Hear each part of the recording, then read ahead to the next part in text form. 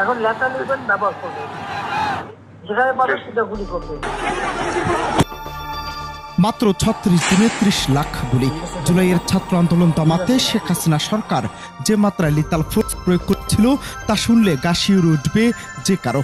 আন্তর্জাতিক সংবাদ মাধ্যম আল জাজিরার অনুসন্ধানে উঠে এসেছে শুধু গুলি নয়, হেলিকপ্টার হামলা, ড্রোন নজরদারি, পোস্টমর্টমে হস্তক্ষেপ সব মিলিয়ে রীতিমতো যুদ্ধ পরিচালনা করেছিল তৎকালীন আওয়ামী লীগ সরকার।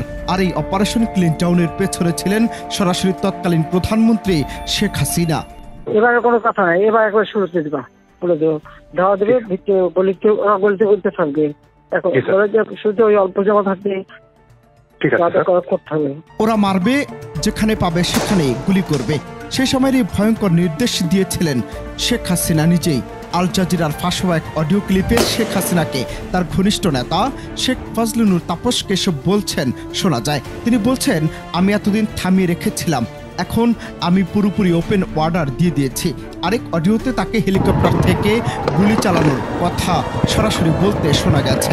আর যেখানে গ্যাদারিং দেখবে সেখানে ওই উপর থেকে, এখন উপর থেকে পাচ্ছি, অলরেডি শুরু হচ্ছে কয়েকটা জায়গায়। এখন লেটার নেবেন, ব্যবহার করবেন, যেখানে পাবে সেটা গুলি করবে। ৩ সপ্তাহের মধ্যে নিহত হয়েছেন কমপক্ষে ১৫০০ মানুষ, আহত অন্তত ২৫,০০০। ফাঁস হওয়া সরকারি নথি বলছে একটানা ৩০ লাখের বেশি গুলি ছোড়া হয় সারা দেশে।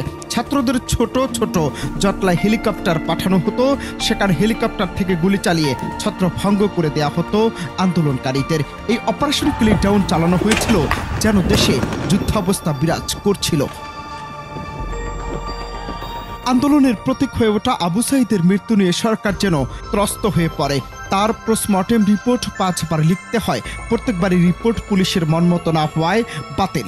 রংপুর মেডিকেল কলেজের চিকিৎসক রাজিবুল ইসলাম বলেন, প্রতিবারই টেম্পার করার চেষ্টা হয়েছে, সরকারের সর্বোচ্চ মহল থেকে চাপ এসেছে। এখানেই শুধু শেষ নয়, আবু সাঈদের পরিবারকে হুমকি দিয়ে হাসিনার সঙ্গে টিভিতে সাক্ষাৎ করানো হয়। বডি পোস্টমর্টম করা হয়েছে তো রংপুর মেডিকেল করেছে, আমাদেরকে পোস্টমর্টম রিপোর্ট দিতে সময় লাগবে কেন? যদি করে তাকে লুকিচুরি কে খেলতেছে? রংপুর মেডিকেল।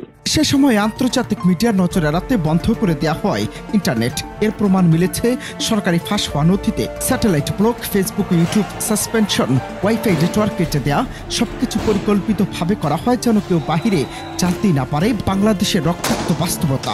আওয়ামী লীগের এক মুখপাত্র অবশ্য এসব অভিযোগ অস্বীকার করে বলেছেন, শেখ হাসিনা কখনো লিথাল ওয়েপন শব্দটি ব্যবহার করেননি, বরং ইন্টারনেট বন্ধ করা হয়েছিল সহিংসতা এড়াতে। এখন লেটার নেবেন, ব্যবহার করবেন। কিন্তু আল জাজিরার অনুসন্ধান, ফাঁস হওয়া অডিও, ডাক্তারদের সাক্ষ্য সব মিলিয়ে বাংলাদেশের ইতিহাসে সবচেয়ে ভয়ঙ্কর দমন অভিযানের চিত্র সামনে এনে দিয়েছে। অনন্ত হাসান মাসুদ, বাংলা টিভি।